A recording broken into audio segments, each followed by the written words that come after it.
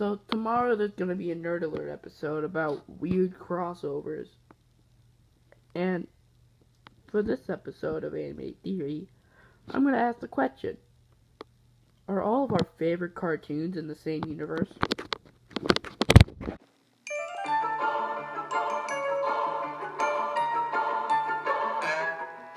This theory starts off with the Dexter's Lab segment, the Justice Friends.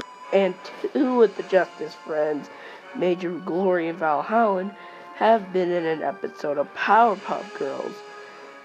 And some of the writers and team members of Samurai Jack have said that Samurai Jack exists in the same universe as the Powerpuff Girls. So don't expect that episode to come up on Animated Theory. And also, Billy and Mandy had a crossover with the Flintstones, which of course had a crossover with the Jetsons.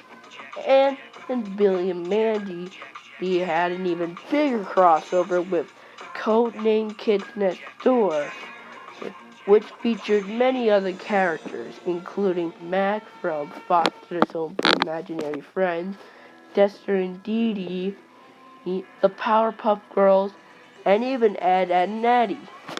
Going back to the Flintstones had a crossover with Fantastic Four's The Thing. And the Fantastic Four had a comic crossover with Superman.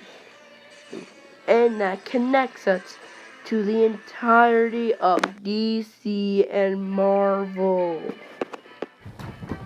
And Fred Flintstone has made a little appearance in a Hanna-Barbera show back in the 70s called Laugh Olympics, where every single Hanna-Barbera character met up to be in the Olympics. And no, I'm not counting Harvey Birdman and Trinidad Rock, because it's never been said if that's canon or not.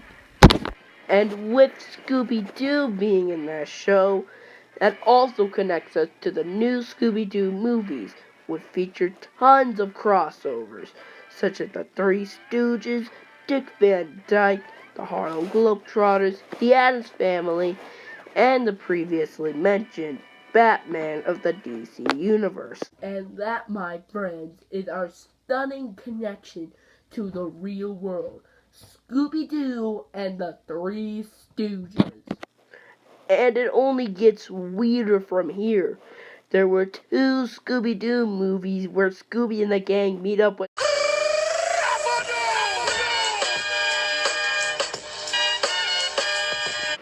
There was a film where Scooby-Doo and the gang meet Kiss. There was a Flintstone crossover with WWE. WWE meets the Jetsons. And Surf's Up 2 with WWE characters. And going back to DC, yet again, there was an episode where the Super Friends of the Super Friends turn into the characters from the Wizard of Oz in Oz. And you know what else? Hanna-Barbera cartoon had a crossover with the Wizard of Oz, Tom and Jerry. And this also connects us with Willy freaking Wonka and Johnny Quest. And the Johnny Quest crossover with Tom and Jerry connects us to a bunch of other Hanna-Barbera shows, such as Space Ghost, Harvey Birdman, Frankenstein Jr., the Herculoids, and more. My mistake for saying Harvey Birdman because I'm too used to the Adult Swim version. Oh wait, there's even more crossovers. Batman vs. Predator. And Batman meets the Ninja Turtles, and the Justice League meets the Power Rangers. And one of the members of the Justice League, Superman, has also fought many of our beloved characters, such as Muhammad Ali, and teamed up with the Nesquik Bunny. And there was a Batman comic where Batman meets the one and only Beatles. And speaking of Superman, Superman versus the Terminator. Yes, that was a 4-issue miniseries. And Archie Comics had a crossover with if Predator or the Ninja Turtles and wait, what was the other and? Because somebody remind me, like, what was the other and that Archie Comics had a crossover with the Archie character? I'm now being informed that there is no other and aside from the two that I am about to mention. So yes. Archie meets the Punisher and Archie meets Glee. I swear to God, Glee. And the Punisher made a mistake of teaming up with a white rapper and protecting him. And Punisher meets Eminem. And thinking of weird Marvel crossovers, back in the 1970s, 3 years after Saturday Night Live aired, Spider-Man met the original cast of Saturday Night Live. Yes, Bill Murray, Dan Aykroyd, all of them. And thinking of Spider-Man crossovers, in the 90s, Spider-Man fought Powdered Toast Man from Ren and Stimpy. And the Avengers were on David Letterman in a comic.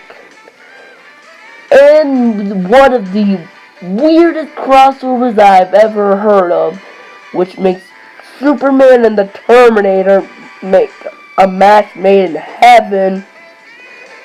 Star Trek meets X-Men. And there are even more Star Trek crossovers, such as the next generation of Star Trek meets Doctor Who, Star Trek meets Green Lantern, and a crossover comic called Infestation, where characters from Star Trek, G.I. Joe, Transformers, and Ghostbusters battle zombies. And the Ghostbusters have also had a crossover with the Ninja Turtles. And since how this all came from Marvel, Marvel have had a crossover game which everybody knows as Marvel vs. Capcom, with a 4th one coming soon. And Ryu and Mega Man are known to be in Super Smash Bros. For the Wii U. And Donkey Kong, one of the recurring characters in the Smash Bros. Series, has a villain named Naughtius in the Donkey Kong Country series, who is also seen in Banjo-Kazooie. The Capcom connection continues with the sexy female from Darkstalkers being in a game called Gundam 2 for the Sega Dreamcast. And in the game features Alucard, one of the recurring characters in the Castlevania series. And Castlevania also connects us to Contra. In a game called Snatcher for the Sega Genesis, we can see Dracula, a Belmont, and the 2 main characters from Contra in a bar called Outer Heaven, which connects us to Metal Gear and Ape Escape, since Ape Escape and Metal Gear had a crossover during Metal Gear 3 and Ape Escape 3. And through Ape Escape connects us to Hot Shots Golf, which also connects us to Jak and Daxter, Ratchet and Clank, and God of War. And with Cloud Strife being in both Super Smash Bros. And Kingdom Hearts, this connects us to the Disney universe. And with Who Framed Roger Rabbit with the Droopy cameo, takes us all the way back to our original Cartoon Network theory. So, is this really true?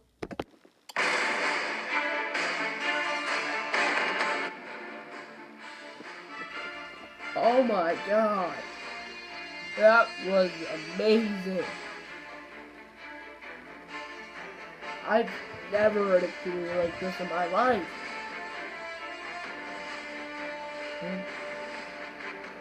Oh, one more thing. The Ren and Stimpy part, it also connects it to the Nicktoons. Because Ren and Stimpy was in Nicktoons racing and all the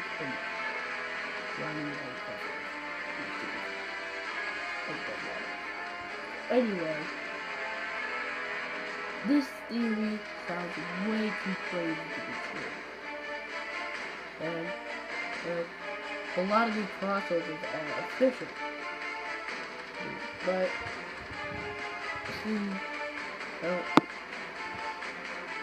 maybe they don't exist in the same planet, but they do exist in different universes. Any appearance of a character can be canon, just what universe is it canon to? Because maybe either the Batman and the Beatles exist in the same universe, like exist in like the Silver Age universe, Spider-Man and Saturday Night Live exist in the same universe in the Bronze Age universe, maybe Marvel and Nintendo exist in the same universe, and the Marvel and Nintendo exist in the video game universe together.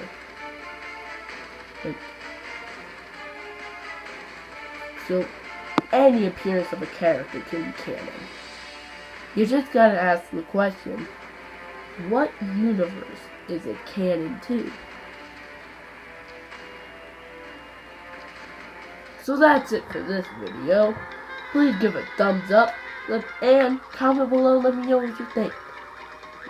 Click that subscribe button, and make sure you ring that bell to become part of our notification squad. We post videos every single day. Thanks for watching, and I will see you guys later. Bye!